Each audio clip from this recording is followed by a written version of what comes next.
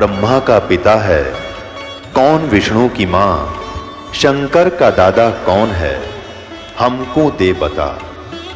ये जानने के लिए कृपया सुनिए। जगत गुरु तत्वदर्शी संत रामपाल जी महाराज के अमृत वचन सर्व पवित्र धर्मों के पवित्र शास्त्रों के आधार पर। इसे सिद्ध हो गया कि न ब्रह्मा को ज्ञान, न नारद को ज्ञान, न व्यास को ज्ञान। व्यास जी इज द राइटर ऑफ 4 वेद, 18 पुराण, श्रीमद् भगवत गीता, इन सब का राइटर है। लेकिन उसको स्वयं नहीं पता कि परमात्मा कौन है। विष्णु जी को नहीं मालूम, वो दुर्गा को सर्वश्रेष्ठ मानता है। और दुर्गा जी कहती है ब्रह्म की पूजा करो, ब्रह्म कहता है परम अक्षर ब्रह्म की पूजा करो। तो ये ज्ञान परमेश्वर देता है और इससे सिद्ध हो जाता है 3 लोक और भवन चतुर्दश कोई नहीं सत्संगी। उस सत्संग को सुनाने के लिए परमेश्वर आते हैं। परमात्मा 4 युगों में आते हैं। पुण्यात्माओं, आज तक आप श्रद्धालु हो, भगवान के लिए लगे हुए हो, परमात्मा की भक्ति भी करते थे, रामायण महाभारत की कथाएं भी सुनने में रुचि खूब रखते थे। लेकिन वो अज्ञानी गुरु, वो संत मंडलेश्वर आचार्य, शंकराचार्य, ब्राह्मण हमारे को लोक वेद सुनाया करते थे। वो सत्यनारायण कथा सुनाया करते थे श्री विष्णु जी को आधार मानकर। सत्यनारायण का अर्थ होता अविनाशी परमात्मा। श्री देवी भागवत के अंदर 3रे स्कंद में सचित्र मोटा टाइप गीता प्रेस गोरखपुर से प्रकाशित के 123 पृष्ठ पर श्री विष्णु जी कहते हैं अपनी माता दुर्गा की महिमा गाते हुए, तुम शुद्ध स्वरूपा हो, ये सारा संसार तुम इसे उद्भासित हो रहा है। मैं ब्रह्मा और शंकर आपकी कृपा से विद्यमान है। हमारा तो आविर्भाव माने जन्म, तिरोभाव माने मृत्यु हुआ करता है। हम नित्य नहीं है, हम अविनाशी नहीं है, आप ही नित्य हो। जैसे इनकी बुद्धि काम करे थी, आप प्रकृति देवी हो। भगवान शंकर भी कहते हैं कि हे माता, यदि भगवान विष्णु के बाद उत्पन्न होने वाले ब्रह्मा भी आपके पुत्र हैं, तो मैं तमोगुणी लीला करने वाला शंकर क्या आपकी संतान नहीं हुआ? अर्थात मुझे भी जन्म देने वाली तुम ही हो। और ये हमारे शंकराचार्य आचार्य, ये नकली गुरु ब्राह्मण हैं। ब्रह्मा विष्णु अजर और अमर हैं, सर्वेश्वर हैं, कोई माता पिता नहीं है। खाक पड़ा इन्हें सदग्रंथों को। ये खाक टीचर थे जिसने सिलेबस का ज्ञान नहीं, मूर्ख बना रखा था हमारे को। इस अज्ञान को हटाने के लिए स्वयं परमेश्वर आते हैं। 4 युग में मेरे संत पुकारे, को के कहा हम हेल रे, हीरे माणक मोती बरसे, ये जग चुगता ढेल रे।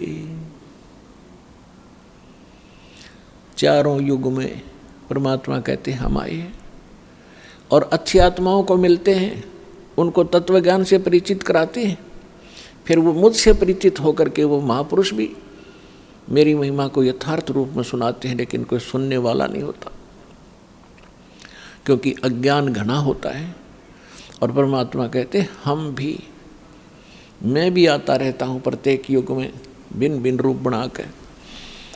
और ये हमारे ज्ञान को ना सुन करके हम यथार्थ ज्ञान, यथार्थ भक्ति विधि रूपी हीरे मोती लालों की वर्षा करते रहते हैं, जगह जगह ज्ञान सुनाते हैं।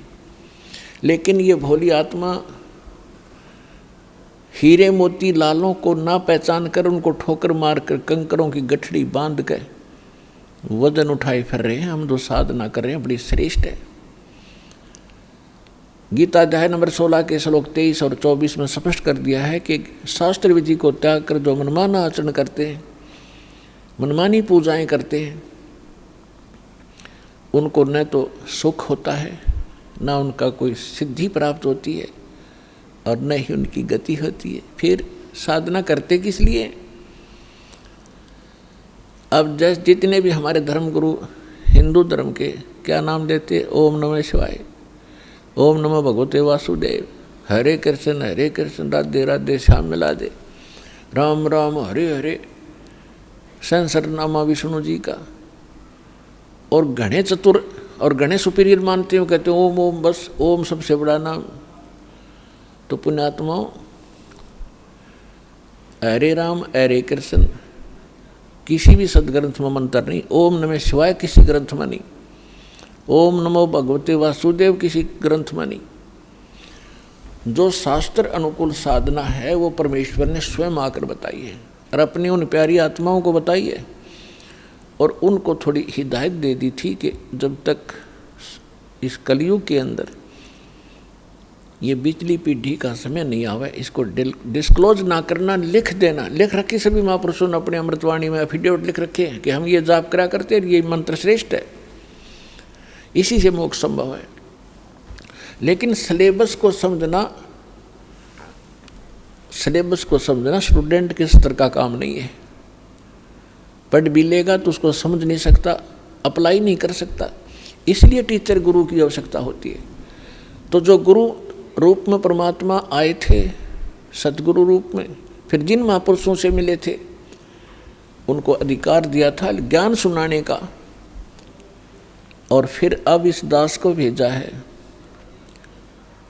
इस पूरे कंप्लीट कोर्स को आप तक पहुंचाने के लिए, आपका मोक्ष कराने के लिए। क्योंकि अब वो समय आ गया, नहीं तो इस दास से बड़े बड़े महापुरुष पहले हुए हैं, लेकिन उस समय नहीं था, क्योंकि आप अशिक्षित थे। और अशिक्षा का लाभ ये नकलियों ने हमारा उठाया, ये संस्कृत बोलते रहे। हमने सोचा बड़े विद्वान हैं, इन्होंने खूब जाना होगा सदग्रंथों को। हमने परमात्मा को भी ठुकरा दिया, जिसमें 600 वर्ष पहले वो आकर ये ज्ञान सुनाया करते थे, जो आज सभी सदग्रंथों में ज्यों का त्यों पाया। तो पुण्यात्मा, 100 शुक्र मनाना उस परम पिता के। वहाँ ये आए, यहाँ आकर के उन्होंने कितने कष्ट झेले हमारे लिए। परमात्मा के उसी इतिहास को, जो 600 वर्ष पहले परमेश्वर कबीर जी यहाँ आए थे, ये ज्ञान सुनाया करते थे, जो दास आज उसी परम पिता का दिया हुआ एज इट इज आप तक पहुँचा रहा हूँ। अपनी तरफ से इसमें कोई मिलावट नहीं कर सकता, क्योंकि जीव का जो ज्ञान होगा वो घटिया होगा, परमात्मा का ज्ञान वो सत्य होगा। तो वो सत्य ज्ञान आप तक पहुंचा रहा हूँ, ये सत्संग कर रहा हूँ। परमात्मा ने सत्संग किया था, या उन महापुरुषों ने जो भगवान से मिले थे, लेकिन उनको रिजेक्ट कर दिया हमने, क्योंकि हम बालक थे, हम अशिक्षित थे, अनजान थे। आज परमात्मा ने आपको अक्षर ज्ञान कराया। ये अक्षर ज्ञान आपके लिए विष है। बेशक आप कितने विद्वान पाक गए हो, डॉक्टर, इंजीनियर, जज, वकील बन गए हो, भगवान की भक्ति नहीं है तो खाक है ये। एक रोजी रोटी तो कहीं चला ले इंसान, कल मृत्यु होगी, गधा अपने कुत्ता अपने के खाज लग गए, और क्या खाओगे फिर? आपको केवल इस ही जीवन का ज्ञान है, आपको भविष्य का, आगे का नहीं। आगे के ज्ञान बिना ये खाक ज्ञान है फिर। तो ये ज्ञान देना जरूरी था। मालिक को मालूम था कि बिगड़ेंगे, ये अहंकार हो गया आपके अंदर। 2 कौड़ी का 2 छोटा सा पोस्ट मिल जाए, फूला नहीं समाता, और कल मृत्यु होकर गधा बन जाए, क्या रे माटी होती है उसकी। तो और पहले आप देखो पिछले इतिहास उठा के, हमारे पूर्वजों के कितने विनम्र थे, कितनी दया थी उनके अंदर, कितने नेक विचार थे। और आज हम किस स्तर पर पहुंच चुके, इस विद्या की देन है। लेकिन मालिक को मालूम था कि मेरा ज्ञान ऐसा है, इनको फिर सेट कर देगा, लेकिन शिक्षा प्राप्त हुए बिना ये मुझे समझ नहीं सकते, इनका कभी कल्याण नहीं हो सकता। इसलिए आपको ये अक्षर ज्ञानदाता ने अनिवार्य समझा, तभी आप तक आने नहीं दिया, निस आग को आपके निकट नहीं आने दिया। 4 युग चले गए। अब इसका हम फायदा उठाएंगे। अब हम बकवादों में चल पड़े, टीवी देखते हैं, बेहुदे ढंग के कपड़े पहनते बहन बेटियां भी, और इसको बड़ा विकास मानते हो, अच्छे घरों की लड़कियां हैं। ये खाक है, ऐसे कार्टून बनकर निकलती हैं घर से, लड़के भी लड़कियां भी। तो इस विद्या की देन है ये। अब इस ज्ञान से हमें पता चलेगा, लज्जा आया करेगी हमें ऐसे ऐसे बकवाद करने में, और हम भगवान भजेंगे और अपना कल्याण करवाएंगे। सतगुरु आए दया करी, ऐसे दीन दयाले, बंदी छोड़ वृत्तास कहा, जठरगनी प्रतिपाल। सतगुरु आए दया करी, ऐसे दीन दयाल। होय होय, हम किसी भयंकर गलती करके आए सतलोक में, बड़ी थाली का ठोकर मार के आए हम, और आज हम एक टुकड़े के लिए कोई देश जाता है, कोई परदेश जाता है। उसके लिए गरीबदास साहिब जी कहते हैं, उत्तर दक्षिण पूर्व पश्चिम फिरदा दाणे दाणे नो, सर्व कला सतगुरु साहिब की, हरि आए हरियाणे नु।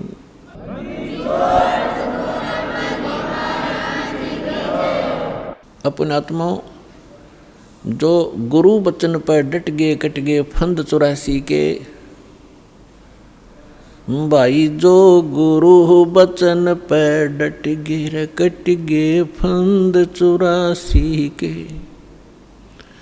भाई जो गुरु बचन पर डट गए कट गए फंद 84 के, कट गए फंद 84 के, कट गए फंद 84 के, भाई जो गुरु बचन पे डट गए कट गए फंद 84 के।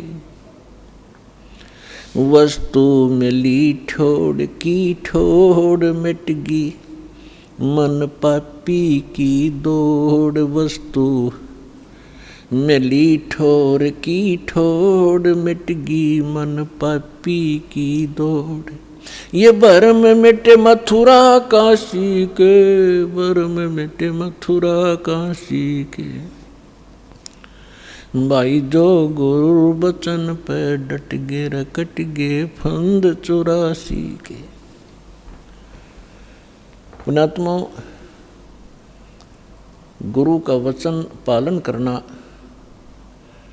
इस भक्ति मार्ग में अति अनिवार्य है, और गुरु केवल वही ज्ञान और वही आदेश देता है जो आपके हित में होते हैं। एक भक्त कह रहा था जी, उसने कभी प्रश्न किया होगा, दास को तो इतना ध्यान नहीं रहता क्योंकि लाखों की संख्या में एक महीने में भक्त मिलते हैं। 5 वर्ष पहले उसने दीक्षा ली थी 2008 में। वो कह रहा था जी मैं अमेरिका जाने की तैयारी कर रहा हूँ।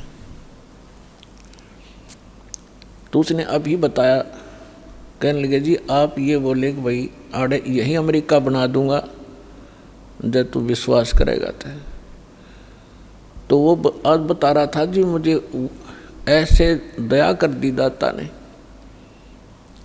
समय पर टूक नहीं था, कर्जा सिर पर बहुत गना था, आज सारा सुख दे दिया और यहीं पर बढ़िया काम चला दिया। तो पुण्यात्माओं, गरीबदास साहिब जी कहते हैं, पूर्व पश्चिम उत्तर दक्षिण तू फिरदा दाणे दाणे नु, और सर्व कला सतगुरु साहिब की, हरि आए हरियाणे नु।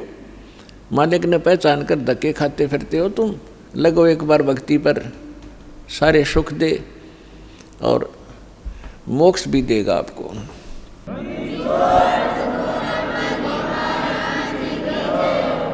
पुण्यात्माओं, सबसे पहले हमने अपने लाल की परख करनी होगी कि जिस लाल को हम लिए फिरते हैं ये वास्तव में लाल है भी कि नहीं।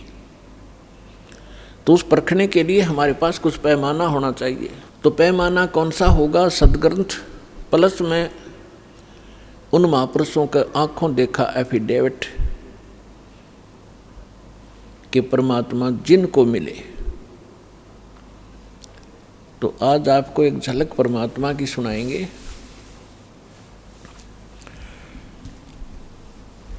परमेश्वर कबीर जी के प्रगट के विषय में बहुत सी भ्रांतियां समाज में इन नकलियों ने फैला रखी हैं। क्या फैला रखी है कि कबीर साहब किसी विधवा ब्राह्मणी के घर कोख से जन्म हुआ था, वो शर्म के मारे बाहर डाल आई। ये बकवाद है और उन दुष्ट लोगों की बनाई हुई कहानियां हैं जो भगवान से हमें दूर रखना चाहते थे, लेकिन वास्तविकता इसके बिल्कुल विपरीत है। परमात्मा स्वयं कहते हैं,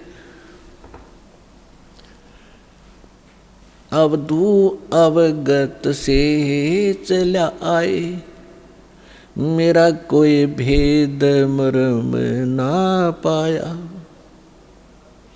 ना मेरा जन्म ना गर्भ बसेरा, बालक बन दिखलाया। काशी नगर जल कमल पडेरा, तहाँ जुलाहे न पाया। मात पिता मेरे कछु नाही, ना मेरे घर दासी।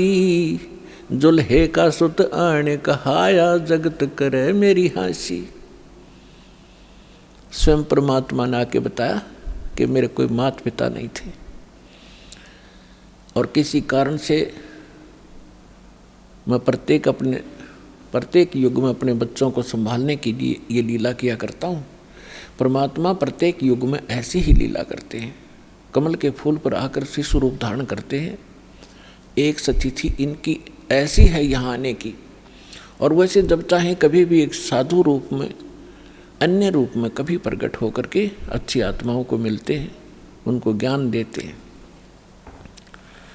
तो जब परमात्मा कलयुग में आए सन 1398, संवत 1455, ज्येष्ठ उत्तरते की पूर्णमासी, ज्येष्ठ सुधी पूर्णमासी को ब्रह्म मुहूर्त में, ब्रह्म मुहूर्त होता है सूर्य उदय होने से 1.5 घंटा पूर्व, सतलोक से आए मालिक और एक शिशु रूप धारण करके और नीचे को गति की। उस समय बनारस के अंदर, काशी के अंदर एक रामानंद नाम के बहुत बड़े विद्वान प्रसिद्ध थे। उनके विषय में माना जाता था कि इन्होंने चारों वेदों को, 18 पुराणों को, श्रीमद् भगवत गीता को ठीक ढंग से जाना है, जिस कारण से वो प्रचार किया करते थे। और उन्होंने 1400 ऋषि शेष बना रखे थे, जो उनके द्वारा बताए गए ज्ञान को आगे जनता में प्रचार किया करते थे। स्वामी रामानंद जी एक ब्राह्मण के अतिरिक्त अन्य किसी जाति मजहब वाले को अपना शिष्य नहीं बनाते थे। अन्य को वो एक हेय समझते थे, अपने से घटिया मानते थे। अब उन्होंने 1400 ऋषि पंडित शिष्य बना रखे थे। उनमें से एक अष्टानंद नाम के ऋषि थे, और वो प्रतिदिन एक लहर तारा नामक तालाब था, आज भी है, लेकिन अब तो वो सिर्फ एक यादगार रूप में ही रहा है। और उस लहर तारा तालाब, उसका नाम कैसे पड़ा? गंगा दरिया का जल वर्षा के दिनों में जब फुल स्विम पर चलती है तो गऊ घाटों के ऊपर से वो ओवरफ्लो होकर लहरों के द्वारा उछल उछल कर एक बहुत बड़ी झील में समा जाता था, भर जाता था। उसको लहर तारा नामक तालाब कहने लगे। और उसका फिर सारा वर्ष बहुत सुंदर स्वच्छ जल रहता था, क्योंकि गंगा के जल में एक विशेषता है कि ये खराब नहीं होता, क्योंकि ये जल सतलोक से आया है। परमात्मा ने एक सैंपल भेज रखा कि हमारे लोक में ऐसे पदार्थ हैं, ना दूध कभी खराब होते, दरिया बहती है, ना दही और मक्खन खराब होते। वहाँ का ऐसा मटेरियल है। ये एक सैंपल है आपके लिए, ये विश्वास करने के लिए कि वहाँ ऐसे पदार्थ, जब ऐसे लोक में और ये जल खराब नहीं होता, वहाँ तो लोक ही एक विशेष है। तो समझदार को संकेत पर्याप्त है। उस लहर तारा तालाब के ऊपर ऋषि अष्टानंद जी प्रतिदिन अपने गुरुजी के द्वारा बताए गए उस साधना को भी करते थे, उसी में स्नान करते थे। एकांत स्थान, शांत स्थान पर वो भगवान की भक्ति का चिंतन किया करते थे।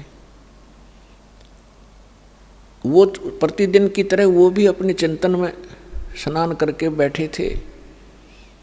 आकाश से क्या देखा अष्टानंद जी ने कि एक बहुत प्रकाश, तेज प्रकाश का गोला सा ऊपर से स्पीड के साथ आ रहा है।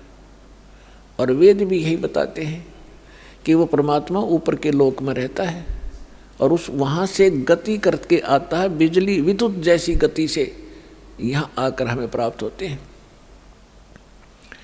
अष्टानंद जी ने देखा कि बहुत तेज प्रकाश, कभी देखा नहीं ऐसा। जब उसने देखा तो उसकी आंखें सहन नहीं कर सकी, चरम दृष्टि बंद होगी। आंखें बंद होने के बाद उसने क्या देखा कि एक बालक है, शिशु रूप दिखाई दिया। जैसे हम सूर्य की तरफ देखते हैं प्रथम सीधा, तो हमारी चरम दृष्टि सहन नहीं कर पाती, आंखें बंद हो जाती हैं। आंखें जब बंद होती हैं या हम दूसरी साइड में देखते हैं तो सूर्य का प्रकाश रहित आकार दिखाई देता है और वो काफ़ी देर तक आंखों में बना रहता है। ठीक यही दशा अष्टानंद जी की हुई कि उसने जब वो प्रकाश की तरफ देखा तो वो प्रकाश किसका था? सूर्य का, यानी परमात्मा का। और जब आंखें बंद की तो क्या देखा? उस शिशु का प्रकाश था, वो परमात्मा का प्रकाश था। दोबारा उसने जब आंख खोली तब तक वो प्रकाश लहर तारा तालाब के एक कोने में सिमट चुका था, समाप्त हो गया था। अब अष्टानंद जी अंदर ही अंदर बड़े खुशी हुए। उसने सोचा कि शायद आज मेरी कोई भक्ति की विशेष उपलब्धि मुझे हुई है और इसके बारे में अपने गुरु जी को बताऊंगा। वो उठकर चले गए। अपने गुरु रामानंद जी से कहा कि स्वामी जी, आज मैंने ऐसे ऐसे एक अजीबोगरीब घटना मेरे साथ हुई। हे प्रभु, ये मेरी भक्ति की उपलब्धि है या कोई मेरा भ्रम है? परमात्मा स्वामी जी ने कहा कि बेटा, ये न तेरी भक्ति की उपलब्धि है और न ही तेरी कोई भ्रम है। ऐसी लीला उस समय होती है जब ऊपर के लोक से कोई परम शक्ति या देवता लोग यहाँ पृथ्वी पर आकर के जन्म लेते हैं। किसी माँ के गर्भ में प्रवेश किया होगा उन्होंने। ये तारे से जब टूटते हैं तो उसने बताया कि ऐसे लक्षण हैं।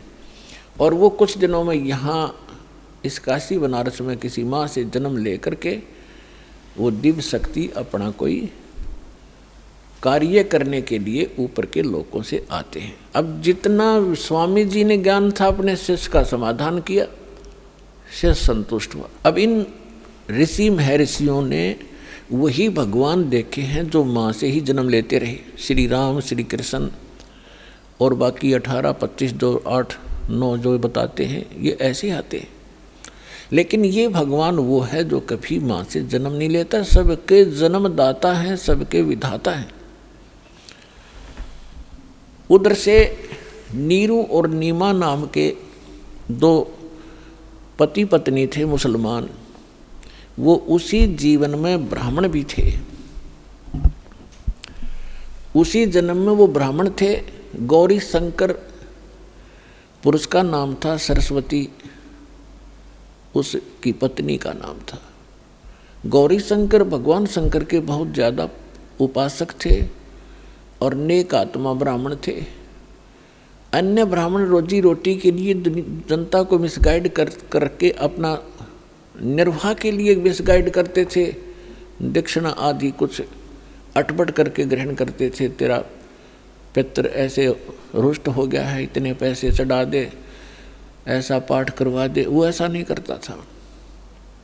वो केवल शिव जी की कथा सुनाते थे शिवपुराण से, और जो भी उसकी दक्षिणा आती थी अपने निर्वाह के लिए रखकर बाकी शेष भंडारे में लगाते थे। तो उनके अनुयायी बहुत अच्छे तरह परिचित थे कि बिल्कुल निष्पक्ष कथाएं करते हैं, निस्वार्थ कथाएं करते हैं, जिस कारण से उनकी काफ़ी प्रसिद्धि काशी में हो रही थी। और अन्य जो नकली ब्राह्मण थे रोजी रोटी वाले, वो उससे घनी ईर्षा करते थे कि ज़्यादा लोग इनको पसंद करने लगे, हमसे दूर होते जा रहे हैं। इस बात से मुसलमान काजी मुल्ला पीर खूब परिचित थे कि गौरी शंकर से अन्य जो धर्म गुरु हैं ब्राह्मण ये अक्षुब्ध हैं और ये हिंदू धर्म का प्रचार घना कर रहा है।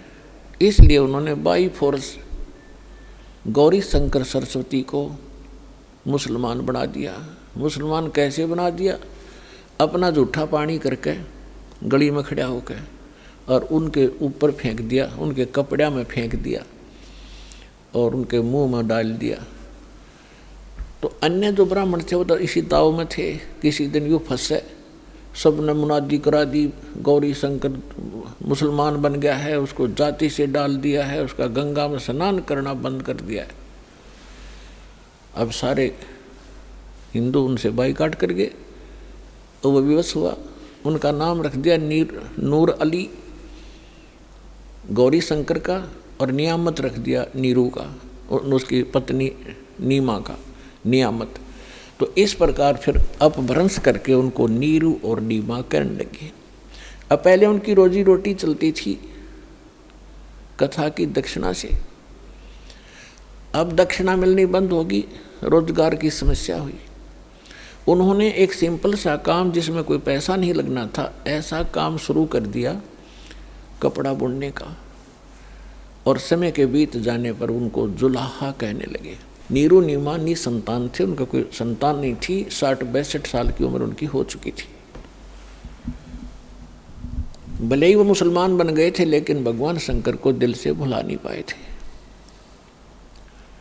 कोई भी आपत्ति आती थी या कोई विशेष कसक होती थी, भगवान शंकर को ही वो याद किया करते थे। भले ही वो मुसलमान रीति को भी निर्वाह कर रहे थे, उसको भी चल रहे थे। अपने आत्मा उनको संतान नहीं थी।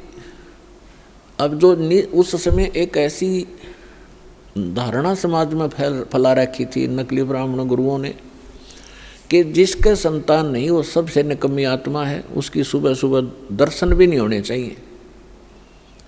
तो जिस कारण से जिनके संतान नहीं होती थी वो खूब समझते थे कि सामने वाला बाइकाट कर गया, गली बदल गया, रास्ता चेंज कर गया, मुझे देखकर वो बहुत कुड़ कर अपना जीवन व्यतीत किया करते थे। यानी संसार की परंपरा से उस व्यक्ति को जिसके संतान नहीं है वह सबसे मनहूस माना जाता था, और भगवान के अध्यात्म ज्ञान के आधार से वो परिवार, वो दंपति, वो पति पत्नी एक नंबर के हंस और पुण्यात्मा होते हैं। पुण्यात्मा का मतलब है कि उनका फाइनल मैच होता है जय सतगुरु मिल जाता है। वो उनका कहीं किसी से अब लेन देन नहीं रहा, ना पुत्र का ना पुत्री का संस्कार शेष है। और यदि उनको सतगुरु मिल जाए, भक्ति ठीक कर लें, उनका बेड़ा पार तुरंत हो जाए उसी जीवन में। अब ये ना समझना कि जिनका संतान है वो पुण्यकर्मी नहीं है, नहीं। जिनको सतगुरु मिल गए, जिनको सतगुरु मिल गए मनुष्य जीवन में, दोनों ही पार हैं, दोनों ही पुण्यकर्मी प्राणी। क्योंकि संतान होती है संस्कार से। जैसे एक समय सुखदेव ऋषि 12 वर्ष के बाद माँ के गर्भ से जन्म लिया, 12 वर्ष की आयु पेट में हो गई थी उसकी। पुण्यात्मा, ये कुछ आध्यात्मिक ऐसे पॉइंट होते हैं जो वर्तमान के इन वैज्ञानिकों का गले उतरे नहीं, पर लेकिन गले ना उतरे तो बेशक, लेकिन वह बात झूठ नहीं हो सकती। 12 वर्ष की आयु का जब माँ के गर्भ से बाहर आया, आते ही उठकर चल पड़ा। व्यास जी का पुत्र था, व्यास जी की पत्नी से उसका जन्म हुआ था। तो व्यास जी इंतजार करते थे, विद्वान पुरुष थे, ये कोई अच्छी आत्मा है जो 12 वर्ष तक माँ के गर्भ में, माँ को मालूम भी नहीं, इतना कोई पीड़ा नहीं हो रही है। इस आशा से उसने कहा कि बेटा, लेकिन सुखदेव ऋषि ने पीछे मुड़कर नहीं देखा, अपने पिता की शक्ल भी नहीं देखी। चलते चलते कह रहा है कि पिताजी, कि हे ऋषि जी, व्यास जी कह रहे हैं कि पुत्र, मैंने तेरी 12 वर्ष इंतजार करी, मुझे अपना सकलता दिखा दे एक वह वो पुत्र मोह में घना वश हो रहा था। तो ऋषि जी कहते हैं, चलते चलते सुखदेव कहते हैं कि ऋषि जी ना जाने कितनी बार तू मेरा बाप हो लिया और ना जाने कितनी बार मैं तेरा बाप हो गया। ये बहुत बूढ़ी बीमारी है, इबका मैं अपना पीछा छुटवाऊंगा और मैं ना देखूं तेरी और कहीं मेरी ममता तेरे में फंस ना जा। यूँ कहकर आकाश में उड़ गया, दूसरी जगह जाकर प्रकट हो गया। वहाँ जाकर अपनी और नालापा काटी। कहने का भाव ये है, फिर सुखदेव ऋषि ने कहा था कि एक लेवा एक देवा दूतम, कोई किसी का पिता नहीं पूतम। ये ऋण संबंध जुड़ा एक ठाठा, अंश में सब 12 बाट। ये तो एक दूसरे का संस्कार है, कोई देने आ रहा है, कोई लेने आ रहा है। जैसे आज हम संस्कार बढ़ा रहे हैं, कोई रिश्वत लेता है, आज वो रिश्वत ले रहा किसी से 1 1.5 लाख रुपए, अगले जन्म में वो दामाद बनकर लड़की भी ले जाएगा और वो पैसे भी लेगा। बिरान माटी होगी फिर हमारी न्यू, फिर यह गधा बनकर देना पड़ेगा, किसी की भैंस बनकर देना पड़ेगा, फिर दूध नहीं दे उसके इंजेक्शन लाओगे, दे लट्ठा लठरेंगे। तो अपने इस संस्कार को हम अब खत्म करेंगे।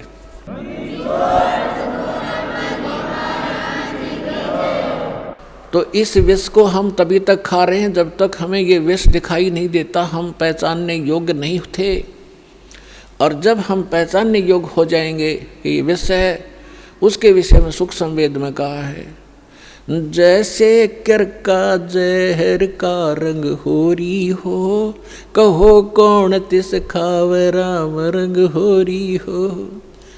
जैसे कण पड़ा हो किस विष का, और ये पता हो ये विष का कण है, कहते कौन छुएगा उसको, खाण की तो बहुत दूर बात, हाथ भी ना लावे, किसी और कपड़े तो पकड़ेगा और कितने पता नहीं मिट्टी में दबा का होगा, कहीं और भी ना खा ले। और परमात्मा की भक्ति करने से ही सुख होगा, होरी माने खुशी होगी। तो नीरू निम्हा को भगवान ने, उनके कोई संतान नहीं थी, और इसलिए पुण्यात्मा थी, भगवान आ गया गोदी में।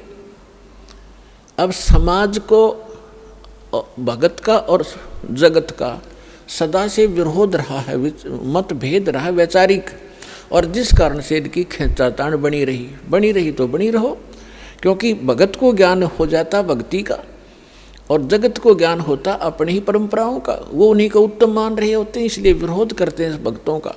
ये तो जाकर लंबे पड़े वहाँ पर, ये पता नहीं कैसे करे हैं, ये मुसलमान रहे ना हिंदू, मतलब इस तरह की वो बातें करते हैं। करने दो, हम अपने इस ज्ञान के आधार से आगे बढ़ते रहेंगे, एक दिन पूरा विश्व स्वीकार करेगा ये ऐसा गजब का मार्ग है और इसी से सुख है।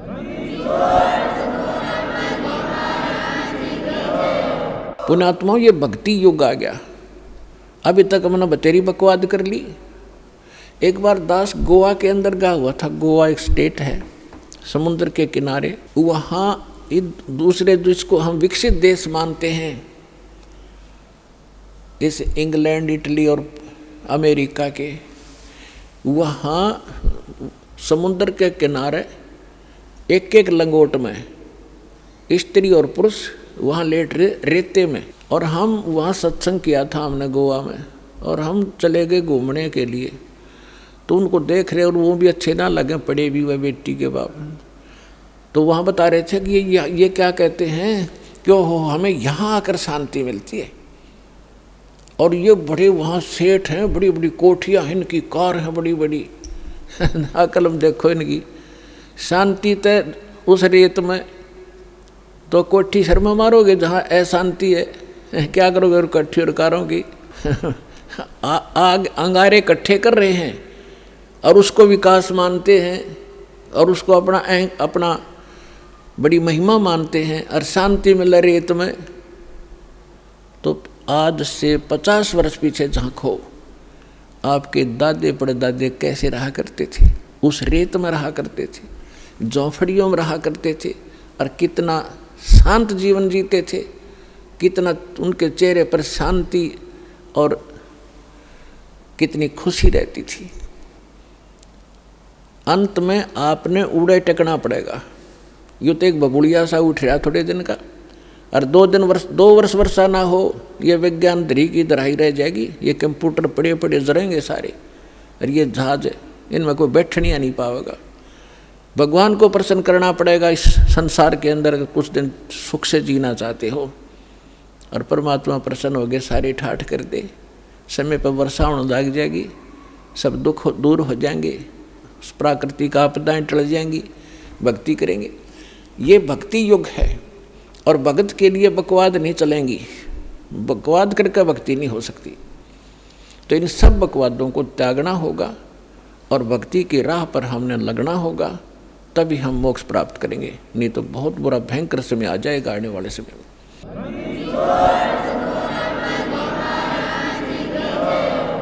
अब हम आते हैं अपने प्रसंग पे कि नीरू नीमा 62 वर्ष के हो गए थे, संतान नहीं थी। अब समाज की दृष्टि से तो बहुत मनहूस थे, लेकिन अध्यात्म मार्ग से वो 1 नंबर की आत्मा थी। उसका प्रमाण भी आपके समक्ष है। जिनकी गोदी में भगवान खेले, वो समझ सकते, जिनको भटक रहे हैं हम खोजने के लिए जंगलों में बैठ के शरीर खत्म कर दिया हमने तपा करके, लेकिन रास्ता ठीक ना होने से वो कहते ना गणत जांडी काटने का आड़ी तरीका था ही हमारा। गण से जांडी कटा नहीं करती हो, तो वही आरी चाहिए या तीखी को आड़ी चाहिए जिससे जांडी कटे। तो हम लकड़ी के गणते जांडी काटा थे, यानी वह विधि परमात्मा पाने की ठीक नहीं थी, और उसके लिए हम भटक रहे थे। और वो परमात्मा उनको मिला जिनको संसार मनहूस कहा करता था। अब समय जैसे तैसे वो व्यतीत कर लेते हैं, स्वयं तो जिनका संतान नहीं, लेकिन ये संसारिक व्यक्ति अपनी सोच से जब भी उनसे मिलते हैं कोई ना कोई इंजेक्शन लगा ही देते हैं कि एक संतान तो चाहिए थी, एक बालक तो चाहिए था घर में। तो कुछ भूल पड़े तो वो काल पड़ने देता ना, किसी न किसी को भेज के उनके इंजेक्शन लगा दे। उस दिन भी, उससे पहले दिन उस नीमा का कोई रिलेटिव, कोई बहन आई थी, और उसने भी सारी रात यह चर्चा रखी, ये भगवान देखिए बालका बिना तो घर सुनना सुनना लगे है, बच्चों बिना बता के जीवन है। अब उस माई का फिर वो इंजेक्शन लागी, वह तो चली गई, सारी रात रोई।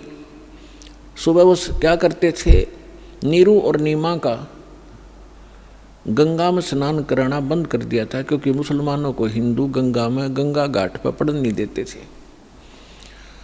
तो वो वहाँ स्नान ना करके लहर तारा तालाब में उसी गंगा के जल में प्रतिदिन स्नान करने जाया करते थे। उस दिन भी वो जा रही थी। नीमा रो रही थी क्योंकि इंजेक्शन ताजे ताजे लगे थे,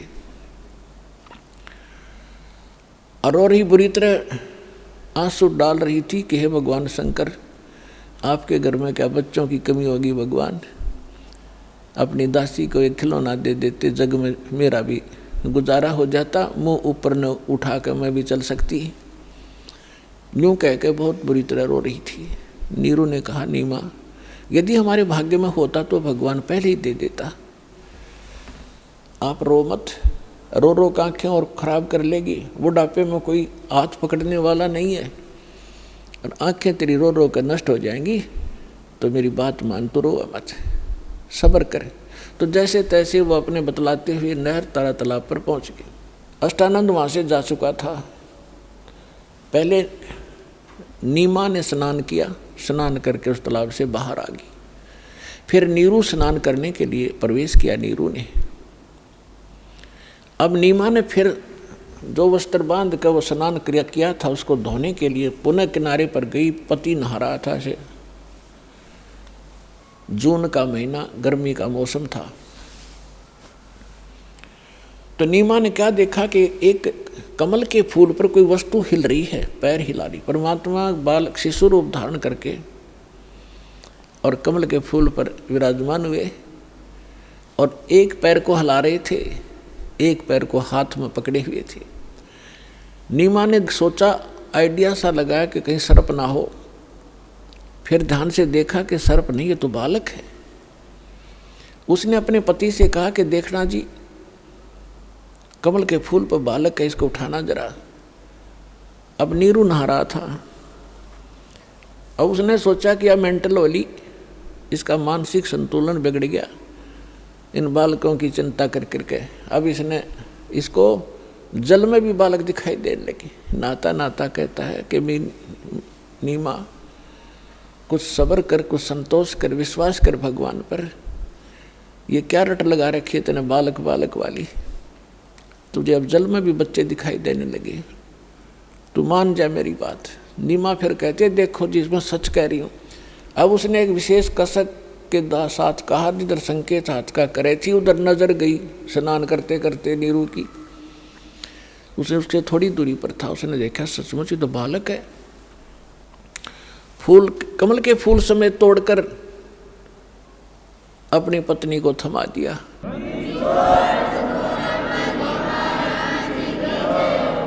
जिस परमात्मा के लिए हम भटक रहे, जिसकी चर्चा करने से भी रोम रोम करना जाते हैं, और वो परमात्मा उस माई की गोदी में है, उसको कैसा सुख हुआ होगा, उसको कैसा महसूस हुआ होगा, उसका वर्णन किसी शब्दों में नहीं किया जा सकता। अब आपको आदरणीय गरीबदास साहिब जी के द्वारा परमात्मा की महिमा की वाणी जो प्रकट हुई थी 12वें पंथ में, उसके आधार से आपको सुनाएंगे। जैसे तुलसीदास जी ने लाखों वर्ष पहले घटी घटना रामायण की, भगवान श्री राम और उनकी जो लीला थी, तो लगभग लाखों वर्षों के बाद उन्होंने दोबारा लिख दी चौपाइयों के माध्यम से। और बिल्कुल सत्य है, क्योंकि एक दिव्य दृष्टि प्रदान होती है भगवान की तरफ से प्राणी को। उसके आधार से वो पहले हो रही घटना चलचित्र की तरह देख सकता है। प्रत्येक प्राणी के अंतःकरण में ये सब के अंदर डिपॉजिट है, जितनी भी घटना घट रही है इस ब्रह्मांड के अंदर। लेकिन वही देख सकता है जिसका इंटरनेट कनेक्शन फिट हो जा चले, वही देख सकता है। तो इस जो दिव्य दृष्टि की भी क्षमता होती है। जैसे एक दूरदर्शी होती है 1 किलोमीटर तक देख सकती है, और एक दूरदर्शी होती है ऊपर के ग्रहों तक को देख लेती है।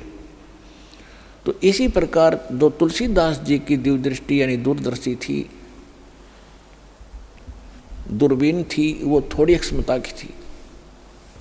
आदरणीय गरीबदास साहिब जी को परमात्मा पूर्ण ब्रह्म मिले थे, उनको जो दिव्य दृष्टि दी थी वो फुल रेंज की थी। उसने बहुत आगे और पहले की और भविष्य की सब जानकारी गरीबदास साहिब जी ने दी।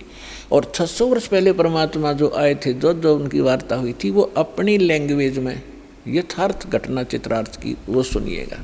84 बंधन कटे कीनी कल्प कबीरे, भवन 14 लोक सब ये टूटे जम जंजीरे। आइए अब हम उन श्रद्धालुओं के अनुभव जानते हैं जो जगत गुरु तत्वदर्शी संत रामपाल जी महाराज जी से दीक्षा प्राप्त कर चुके हैं तथा उनके द्वारा बताए गए भक्ति मार्ग पर चल रहे हैं। नमस्कार सर। सर साहिब। क्या नाम है सर आपका? सर अखिलेश कुमार नाम है। कहाँ के रहने वाले हैं अखिलेश जी? सर बेसिकली मैं पटना बिहार का रहने वाला हूँ, बाकी पिछले 10 साल से मैं लुधियाना में हूँ, और अभी लुधियाना में ही बेसिकली अभी जॉब कर रहा हूँ। क्या काम करते हैं सर आप? सर मेरा अपना बेसिकली डिज़ाइनिंग का काम है, और शुरू से ही मैं डिज़ाइनिंग फील्ड में हूँ, और भगवान की कृपा से मैं इसमें अच्छा पैसा अर्न कर रहा हूँ अभी। संत रामपाल जी महाराज से आपने नाम दीक्षा कब ली? सर संत रामपाल जी महाराज से नाम दीक्षा मैंने पिछले साल 2 अप्रैल 2017 को लिया है, और उससे पहले भी मैं पूजा पाठ करता ही था, बट जो मेन भक्ति है जो मेरे को समझ में आया वो पिछले साल 2 अप्रैल से ही शुरू हुई है। संत रामपाल जी महाराज से नाम दीक्षा लेने से पहले आप क्या भक्ति साधना करते थे? सर रामपाल जी महाराज से नाम दीक्षा लेने से पहले मैं काफ़ी भक्ति करता था। ये पूछे कि मैं क्या नहीं किया। जितने भी देवी देवता है उनके जो तीर्थ स्थान है वहाँ पर भी गया हूँ, बैजनाथ धाम गया हूँ जल चढ़ाने के लिए। ये मान्यता थी, हमारे जो बाप दाता हैं वो भी जाते आए हैं, हम भी वहाँ पर जाते रहते थे। उसके अलावा जो तीर्थ स्थान है, 9 देवियाँ हैं, उनके भी तीर्थ पर गया हूँ। उसके अलावा घर पर भी जो पूजा पाठ होता था उनमें भी सम्मिलित होता था। जितने भी भक्ति करने हो, चाहे रामनवमी करने हो, चाहे जन्माष्टमी हो, उसमें भी सहता था, भूखा रहता था और जो भी मन में मुराद होती थी पूरी श्रद्धा के साथ पूजा करता था। चाहे महाशिवरात्रि हो, चाहे कोई भी फेस्टिवल हो, उसमें बहुत श्रद्धा के साथ मैं पूजा पाठ किया करता था। और बेसिकली मेरे पापा जो हैं वो पूजा में ही अधिकांशतः विश्वास करते हैं, तो मैं भी उनको देखा देखी शिव जी को बहुत मानता था और शिव जी में मेरी भी आराधना बहुत ज़्यादा थी। इतनी थी कि कोई भी बात होता था तो मेरे मुंह से ओम नमः शिवाय का जाप अपने आप निकल जाता था और अपने मन को शांत कर लिया करता था। तो इसलिए पूजा पाठ में तो मेरा शुरू से ही बहुत रुचि था, बहुत विश्वास है और भगवान में बहुत ज़्यादा श्रद्धा था। और भगवान के विषय में मेरे को जानने का इतना प्रबल इच्छा थी कि मैं उसको लेकर के वेद पुराण वगैरह सारा मैंने खरीदा। मेरे पास नाम दीक्षा लेने से पहले से ये मौजूद थे, इन पर विश्वास था। मैं एक मंदिर है यहाँ पर लुधियाना में ही, गुमार मंडी में रहा करता था, तो वहाँ पर कृष्ण मंदिर है। तो वहाँ पर सुबह में जाना, 5 बजे के समय में जाना और सारा पूजा ख़त्म होने के बाद करीब 8:30 बजे वहाँ से लौट के आता था। और मुझे जो जानना था, जो जानकारी लेनी रहती थी, वो पंडित जी से मैं पूछता था, वो अपने स्तर का मुझे ज्ञान बताते थे। और मेरे मन में बहुत सारे सवाल हुआ करते थे कि जैसे कि सारे देवी देवता जो है वो भारतवर्ष में ही जन्म क्यों लेते हैं, या ये सतयुग में सारे जो था एक ही समाज था, जैसे कि सनातन धर्म हुआ करते थे, त्रेता में भी सनातन धर्म था, हिंदू ही हुआ करते थे, द्वापर में भी सारे सनातन धर्म थे। लेकिन ऐसा क्या कारण पड़ा कि सारे धर्म जो है वो एक सनातन धर्म जो है सारे धर्म में विभाजित हो गया?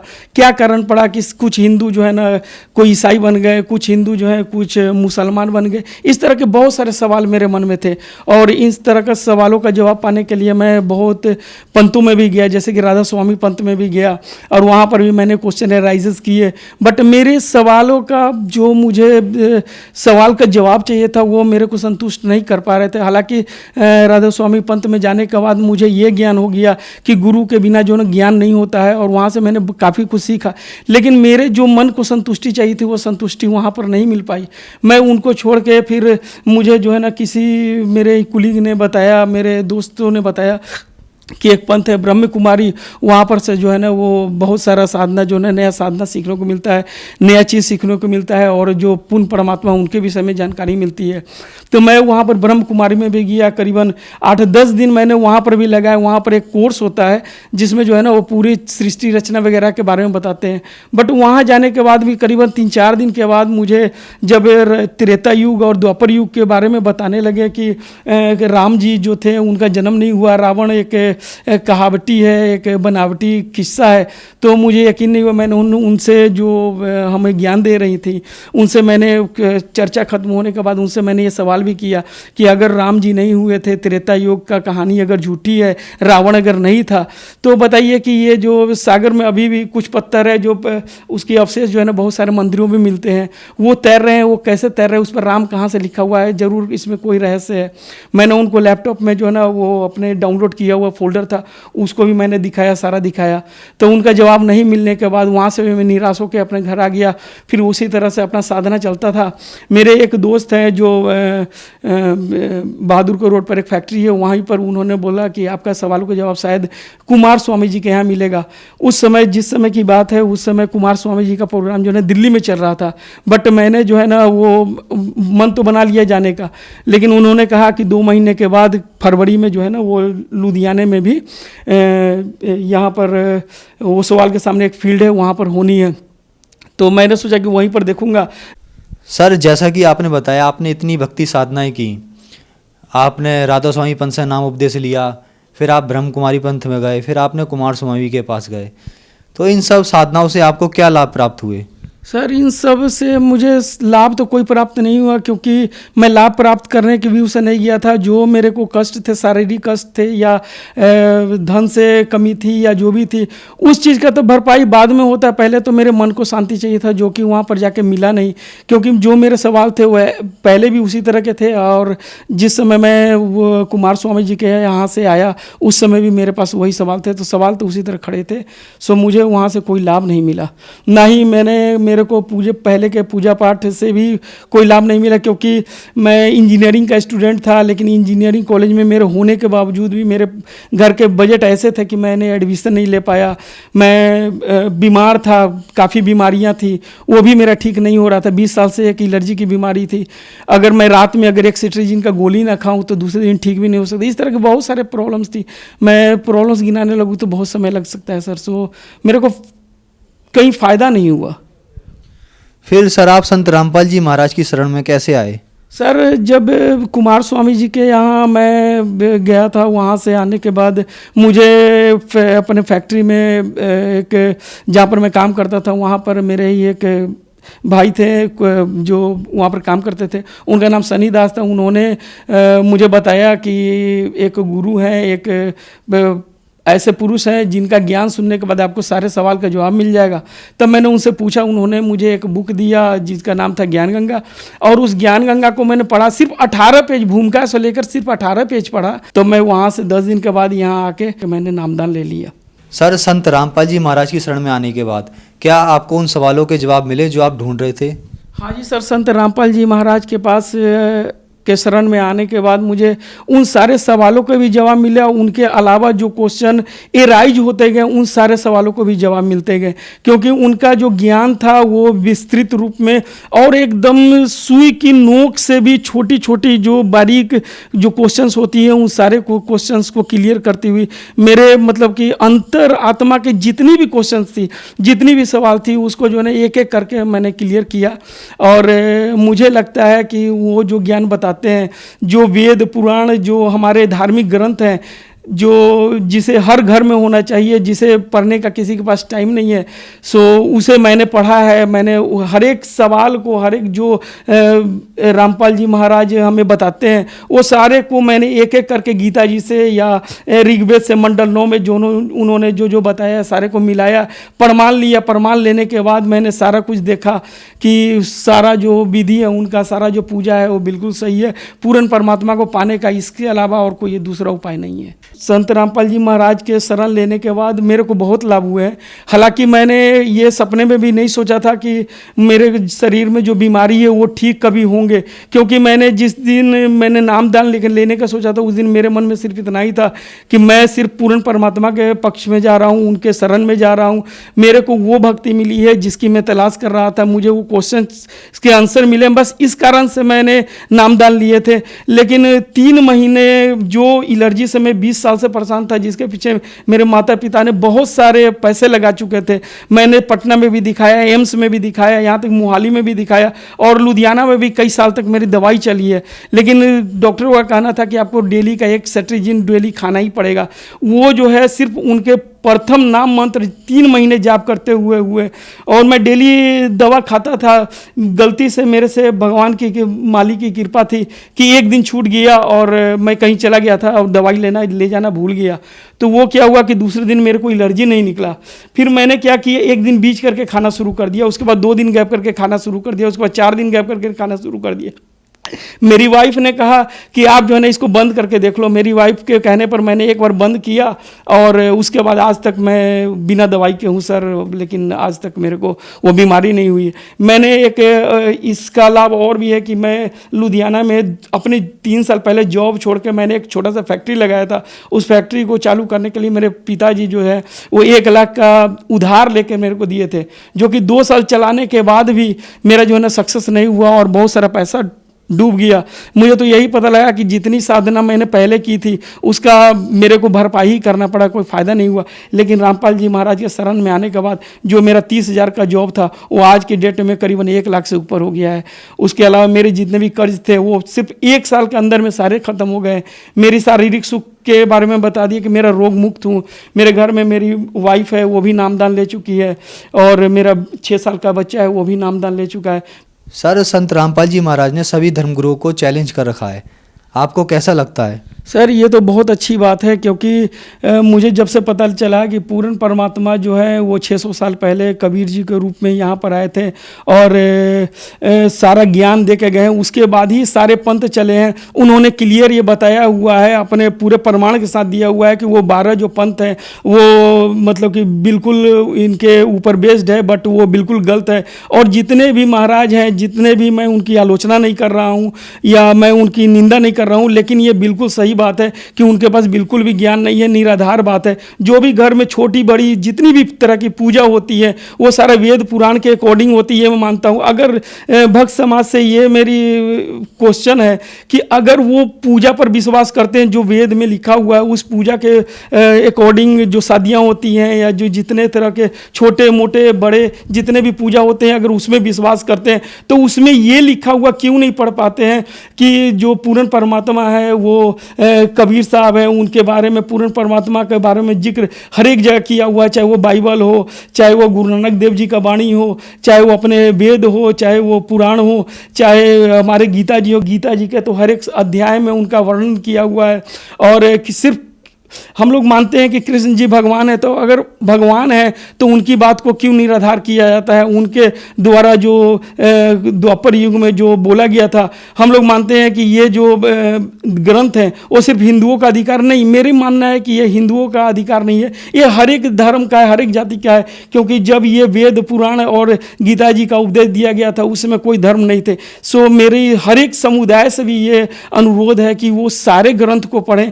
ये सिर्फ हिंदू का नहीं, ये मुसलमान का भी ग्रंथ है, ये सिख का भी ग्रंथ है, ये ईसाई का भी ग्रंथ है। और उनको एक बार देखें, उनको चेक करें कि हमारे जो पंडित लोग हैं, हमारे जो पुरोहित लोग हैं, वो अगर जो बता रहे हैं वो सही भी है या नहीं है। क्योंकि आज का समाज जो है वो पढ़ा लिखा है, एजुकेटेड है, तो इतना तो समझ रख सकता है कि क्या सही है क्या गलत है।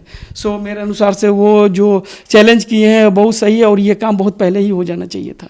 सर, जो श्रद्धालु आपको देख रहे हैं उनको आप क्या संदेश देना चाहते हैं? सर, जो श्रद्धालु देख रहे हैं, मैं तो ऐसे बहुत छोटा आदमी हूँ कि मैं इस लायक नहीं हूँ कि मैं उनको कोई संदेश दे सकूँ, लेकिन उन लोगों से मेरी ये विनती है कि वो समाज में बहकाए हुए जितने भी पंथ हैं उनके विषय में, उनके बारे में जानकारी लें कि वो सत्य क्या है, असत्य क्या है। क्योंकि हमारे जो धार्मिक ग्रंथ है, अगर हिंदू को जानना है तो हिंदू को नहीं देखिए, उनके धार्मिक ग्रंथ को देखिए। अगर ईसाई को जानना है तो उनके धार्मिक ग्रंथ को देखिए। जो हमारे ग्रंथ हैं वो बिल्कुल पुराने हैं, सनातन धर्म के हैं, जब आदिकाल थी उस समय से आए हुए हैं। तो हमारे धर्म बताते हैं कि वेद हमारे भेद हैं, ये सारे लोग जानते हैं। मनुष्य जीवन एक बहुत दुर्लभ जीवन है, ये पता नहीं अगले जीवन में आएगा कि नहीं आएगा, हम अगले योनि में किस योनि में जाएंगे, किस योनि से आए ये पता नहीं है। सो अपने मनुष्य जीवन को मेरे विचार से आप लोग को जो है ना वेस्ट, किसी को वेस्ट नहीं करना चाहिए।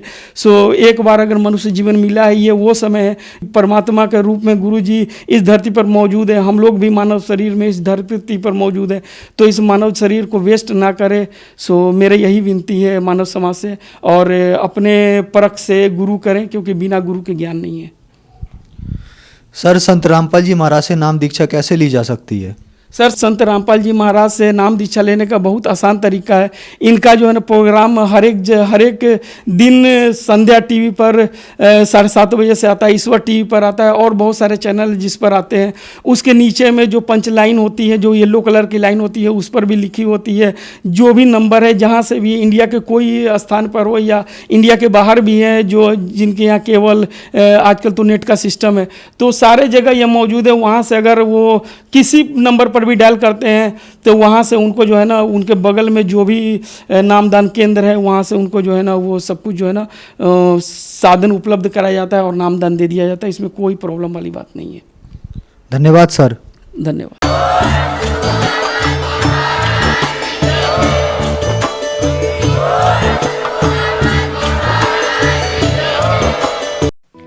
आप सुन रहे थे जगत गुरु तत्वदर्शी संत रामपाल जी महाराज के मंगल प्रवचन। अधिक जानकारी के लिए संपर्क करें